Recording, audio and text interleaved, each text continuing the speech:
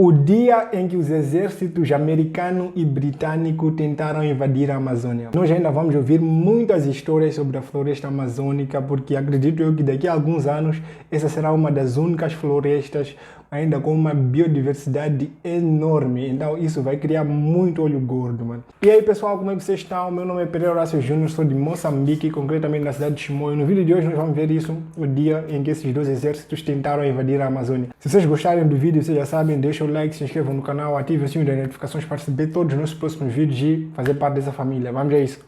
Olá amigos, bem-vindos ao canal Pauta Militar. No vídeo Pauta Militar, e todos os direitos autorais desse vídeo estão reservados ao canal Pauta Militar. Se vocês querem ver esse vídeo sem nenhum tipo de corte, sem nenhum tipo de pausa, o link vai estar aí no comentário fixado.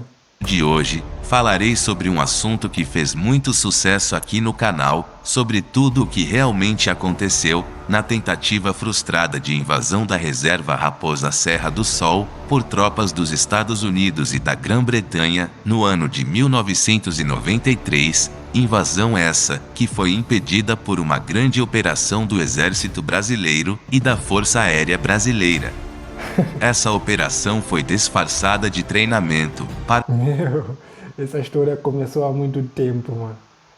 As tentativas de invadir a Amazônia, sinceramente, começou há muito tempo. Eu acho que ainda nem terminou, mano.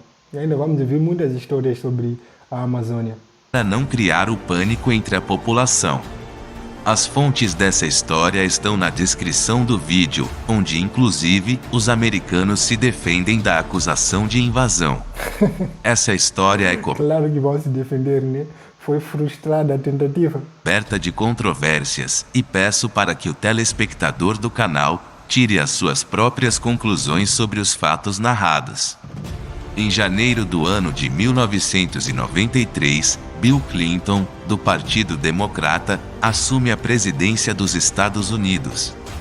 Seu vice-presidente era Al Gore, que tinha a fama de ser um ambientalista fanático, tendo inclusive afirmado que a Amazônia não pertence somente aos brasileiros.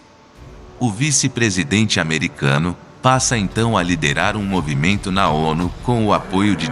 Caraca, a Amazônia não pertence aos brasileiros.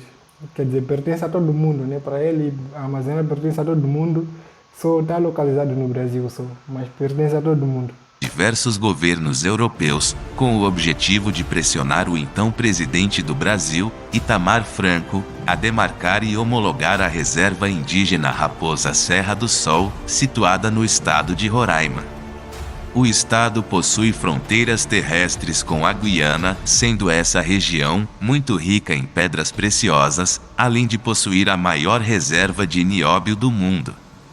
Curiosamente, a região atrai até os dias atuais um grande número de ONGs estrangeiras.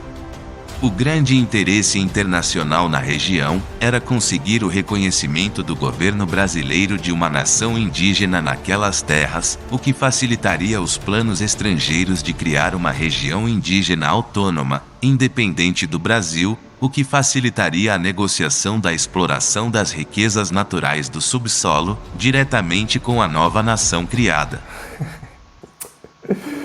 Queriam, tipo, que se transformar num Portugal 2.0. Tipo, fazer com que essa nação fosse independente, né? Essa nação indígena fosse independente, daí para explorarem de novo. As pressões internacionais à época para a demarcação da reserva Raposa Serra do Sol vinham de todos os lados, na certeza de que o presidente Itamar Franco assinaria o decreto. Em seguida, a ONU, atendendo aos insistentes pedidos dos povos indígenas de Roraima, determinaria a criação de um enclave indígena sob a sua tutela, e aí nasceria a primeira nação indígena do mundo. Aquelas tropas americanas e inglesas eram para garantir militarmente a tomada de posse da área e a nova nação. Até a capital já estava escolhida, seria a Maloca da Raposa Serra do Sol, que estava estrategicamente localizada na margem da rodovia, que corta toda a região de leste para oeste, e divide geográfica e perfeitamente a região das serras, dos lavrados roraimenses, que são os campos naturais e cerrados. No dia 8 de setembro de 1993, por volta das 17 horas, um piloto civil brasileiro, que trabalhava para uma empresa chamada Bolsa de Diamantes, que quinzenalmente enviava compradores de pedras preciosas para o município de Uiramutã e vizinhanças, na fronteira com a Guiana, encontrou a população da cidade numa agitação incomum, literalmente aterrorizada. Dizia-se por toda parte que Uiramutã ia ser invadida, que havia muitos soldados americanos já vindo em direção à localidade. O piloto foi imediatamente ao encontro do sargento da Polícia Militar, que comandava o pequeno destacamento na cidade, com apenas 4 militares. O sargento então informou que outro piloto, que era conhecido como Doné, tinha passado por Uiramutã com seu avião Cessna PTBMR, vindo da Cachoeira de Orinduque, no lado brasileiro, contando para várias pessoas que havia um acampamento enorme, com muitos soldados na esplanada no lado da Guiana, na margem do rio Mau, nossa fronteira com aquele país. Ele contou que na Guiana havia um grande acampamento militar e que um avião de tropas estava trazendo mais soldados para o local. Enquanto isso, a embaixada brasileira em Georgetown, na capital da Guiana, informou ao governo brasileiro que 2 navios de guerra, de bandeira americana e britânica, atracaram no porto da cidade e que helicópteros de transporte de tropas estavam realizando sucessivos voos em direção ao continente, não conseguindo a embaixada brasileira informar qual o destino e o objetivo das missões. No dia seguinte, o mesmo piloto que foi buscar informações com o sargento da Polícia Militar, convidou o mesmo sargento e um capitão do exército, que havia chegado na cidade, vindo da cidade de Pacaraima, e que estava acompanhado de um sargento e de outras praças, que estavam em uma missão de escolher e demarcar um local para a construção do quartel de destacamento militar ali, naquela quase deserta fronteira com a Guiana. Muito interessado e intrigado com o fato, o capitão do exército resolveu ir junto nesse voo. O voo foi curto, apenas 6 minutos. O suficiente para a tripulação visualizar um avião para transporte de tropas, despejando uma nova leva de soldados no lado guianense. Caraca. Voando pra lá e pra cá, só no lado brasileiro, os militares fotografavam tudo, e o capitão calculou pelo número de barracas, uns 600 homens, até aquele momento. Foi então que o avião de transporte de tropas decolou da pista improvisada e começou a perseguir o avião em que estavam os observadores. Eles então viram na porta lateral do avião um soldado com um fuzil na mão. Foi então que o piloto civil brasileiro começou a voar em zigue-zague a baixa altitude, em direção ao Uiramutã, para tentar escapar da perseguição, o que conseguiram com êxito. Após o pouso, havia muita gente na pista. As pessoas, que estavam muito agitadas, contaram que aquele avião tinha girado 2 vezes sobre a cidade, e logo em seguida, foi em direção da Guiana. Imediatamente, o oficial comunicou a situação ao comando do exército em Brasília, e o comando das Forças Armadas imediatamente dá início a uma gigantesca operação de resposta. Meu Deus, que história, mano. Eu acho que já ouvi falar dessa história, mano. Eu acho que já ouvi um pouco dessa história, mas aqui parece que tá mais detalhada, mano. A operação deveria aparentar ser apenas um exercício de treinamento militar para evitar um possível incidente diplomático e o pânico na população. Uma emissora de televisão, inclusive, foi convidada a acompanhar o suposto treinamento militar, que tinha o nome de Operação Surumu e que tinha o objetivo de evitar uma invasão militar de um país vizinho fictício, de nome Cratenia. Uma companhia de batedores paraquedistas é lançada em sigilo na região, com a missão de demarcar o melhor local para o lançamento da brigada paraquedista. Foi então que as aeronaves... Caraca, eu nunca entendi esses tanques, né? Esses anfíbios, mano. Eu nunca entendi como é que Eles conseguem, tipo, entrar na água, caminhar na água, né? De transporte de tropas, C-130 Hércules e C-115 Buffalo, escoltados por aviões de caça, F-5 e Mirage 3, da Força Aérea Brasileira, lançam na região de Uiramutã. Caraca, mano, naquela altura já tinham caças, mano. O exército brasileiro estava preparado já. 850 paraquedistas que, ao chegar no solo, procuram as melhores posições para cavar as suas trincheiras e, imediatamente, montam taticamente as suas metralhadoras e peças de artilharia nos locais mais elevados. Nesse momento, havia 600 militares americanos e britânicos, frente a frente, contra 850 paraquedistas do Exército Brasileiro, separados, é claro, apenas pelo Rio Mau. Ao mesmo tempo, tropas especiais operavam em sigilo, com a missão de coletar informações sobre o inimigo. Aviões de caça AMX e Tucanos realizaram patrulhamento aéreo na região, prontos para lançar ataques ao solo, em apoio aos paraquedistas. Enquanto isso, a Força Aérea Brasileira deslocava para a região o maior número possível de militares das brigadas de infantaria de selva da região amazônica.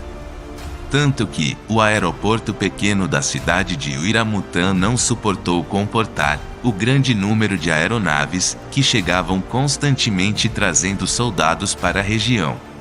Em pouco tempo, já havia 5.000 soldados brasileiros na região, com o apoio de veículos blindados da cavalaria.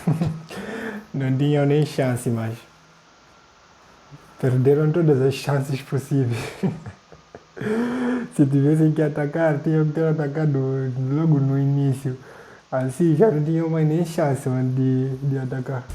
Ao mesmo tempo, a Força Aérea fez uma zona de exclusão aérea na região, utilizando os seus aviões de caça, proibindo os voos civis, sob risco de abate aéreo.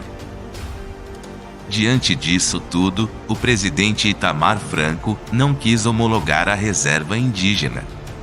Isso aconteceu apenas anos mais tarde, no governo Lula. Após tamanha demonstração de força, os americanos perceberam que uma tentativa de tomada daquele território seria um desastre, que causaria a morte de muitos soldados americanos, e que poderia iniciar uma nova guerra do Vietnã na região. Um país chamado Cratênia. Os caças da Força Aérea Brasileira cruzam no céu da Amazônia.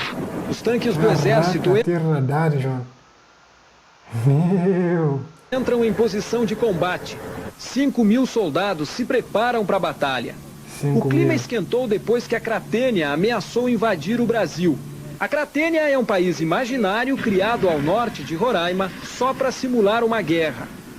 Primeiro chega uma tropa que se espalha ao longo da fronteira imaginária para impedir o avanço do exército inimigo. A troca de tiros. Tudo de festim. A Companhia de Aviação do Exército manda helicópteros cheios de soldados para invadir o território ocupado. Os soldados brasileiros desceram no meio de duas tropas inimigas, uma que está mais atrás na retaguarda e a outra que está na linha de frente, perto da fronteira. O objetivo é impedir a comunicação entre elas. É mais ou menos o que fizeram os aliados na Guerra do Golfo Pérsico, obrigando as tropas de Saddam Hussein a se entregar por falta de comida. Os helicópteros dão apoio aos soldados brasileiros que avançam contra o inimigo e conseguem forçar a rendição. Caraca, mano. Do jeito que eles falaram como se fosse realmente um treinamento. Meu... A arma mais poderosa da FAB decolou do aeroporto de Boa Vista para ajudar na batalha final da guerra simulada. Foi o primeiro teste do AMX fabricado pela Embraer. O caça supersônico não precisou parar nem quando faltou combustível. O reabastecimento foi feito em pleno voo por um avião Hércules C-130. A 950 km por hora, os caças AMX fizeram uma varredura no país inimigo, para que os paraquedistas do Exército pudessem saltar com segurança. São 850 paraquedistas. Eles estão armados e vão pousar nessa área que seria território inimigo, território da Cratênia, o país imaginário. O objetivo dessa operação é atacar por trás as tropas inimigas que estão mais na frente, na linha de fronteira. A guerra que o Brasil venceu foi só de mentirinha, mas o treinamento serviu para orientar as Forças Armadas no plano de expansão militar na Amazônia. O Exército anunciou a transferência de vários quartéis do Sul para a região norte do Brasil. A vigilância aérea vai ser reforçada com a compra de radares e helicópteros que vão ficar sediados em Manaus. O objetivo é reforçar a segurança em toda a fronteira da região amazônica. Na sua opinião, a Operação Surumu foi apenas um exercício militar ou foi uma grande operação velada de defesa da Amazônia, pronta para destruir um invasor real? Deixe a sua opinião nos comentários do vídeo. Obrigado por assistir. Eu acho que queriam testar, mano. Não é possível. Eu acho que queriam testar, mas também tinha que ter alguma coisa no meio, né? Tanta riqueza naquelas esteiras aí, com certeza tinha que ter um motivo para poder invadir. Porque eles não invadiriam a Amazônia só por ser uma floresta, mano. Tinha que ter muita coisa no meio. É sempre assim, né? Foi bom ver essa história. Espero que tenham gostado do vídeo. Não se esqueçam de deixar o like, se inscrever no canal, ativar o sininho das notificações para receber todos os nossos próximos vídeos e fazer parte dessa família. Até o próximo vídeo. Fui.